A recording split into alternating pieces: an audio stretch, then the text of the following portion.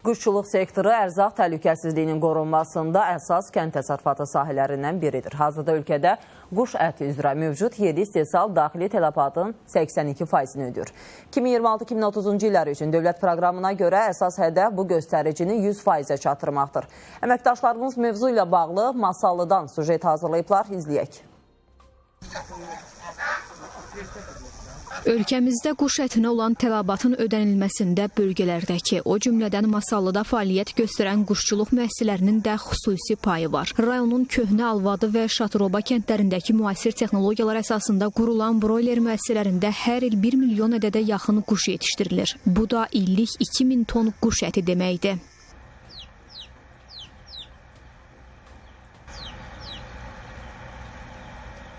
Sexlərimiz hamısı avtomat sistemidir. Yəni, proqramın qurudun, 0-cı gündə düzəni qoydun, bir də ki, 35-40 günəcən sistem özü idarə edir onu. Satışı necə həyata keçirirsiniz? Satışı, yəni, böyüyür, 2 kilo, 2 kilo yarım, 3 kilo ərzin, 3 kilo olur düzəmiz. Yəni, müəyyən obyektlərdə, yəni, kəsimxanalar gəlir, alır. Çəklərimiz müəyyən bir çəkiyə çatır. 1 kilo 700 oldu. Biz başlayırıq satışa. Azərbaycanın müxtəlif rayonlarının hamısından, yəni gəlirlər, alırlar, aparırlar. Düzəmiz 3 kilo, 3 kilo yarımacanda, yəni böyüdürük, satırıq. Keyfiyyətli məhsul istehsalı üçün quşların sağlam bəslənməsinə xüsusi diqqət yetirilir. Cücələr ilk gündən başlayaraq tam böyümə dövrünədək təbii yemlərlə qidalandırılır. Gördüyünüz kimi sağlam, təbii qidalarla, təbii yemlə, zəngin yem qidasından bəslənirlər. Vaxtında verilmiş vaksinlərin nəticəsində indi sağlam toyuqlar var burada. İnşallah təxminən 2 həftədə yaxşı qidalanma nəticəsində kəsmə hazır olacaq. Müəssisələr aylıq istehsalı 100-150 mindən 600-800 minədək artırmağı hədəfləyir. Yeni dövlət proqramında nəzərdə tutulan dəstək mexanizmləri onlar üçün geniş qapılar açmaqla quşçuluğun da inkişafına əlavə stimul verir.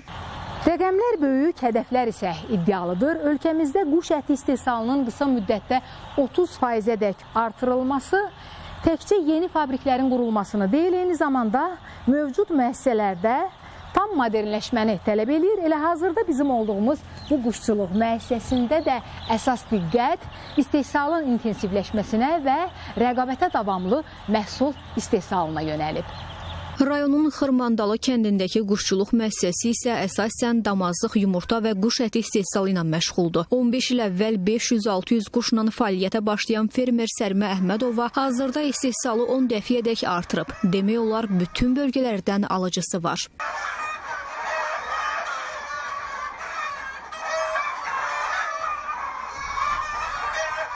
Artıq 15 ildir. Mən bunu sayın, məsələn, 5000, 6000 belə. Baxır da yemlə bağlıdır. Sərf eləyəndə biraz da çox. Tələbat çoxdur. Hər yerdən yumurta, Gədəbəydən, Lənkərandan, Bakının özündən, Cəllabaddan, Masallının özündən, hər yerdən bura, necə deyim, inkubator üçün. Belə cücə çıxılmacı aparır. Hər yer buradan aparır yumurtanı. Təsərrüfat sahibi fəaliyyətini müasir tələblərə uyğun qurmaq üçün yeni ferma tikməyi düşünür. Kredit götürüb, yeni müəssisələr, yəni müasir üsulda eləmək olar da. Bu, məsələn, 15 ildə tikilən bir şeydir bu, keçmişdə. Məsələn, görürsünüz ki, biraz da köhnə, əfsan, yəni, ətlik, yumurtalıq. Bu, həm ölkəmizə xeyir, həm özümüz doluna bilər, kənd təsərrüfatından. Nə qədər işçilər cəlb eləmək olar bura. Ərkivan kəndindəki quşçuluq müəssisəsində isə broiler toyuqları ilə yanaşı həm də yerli toyuq, qaz və hind quşu yetişdirilir.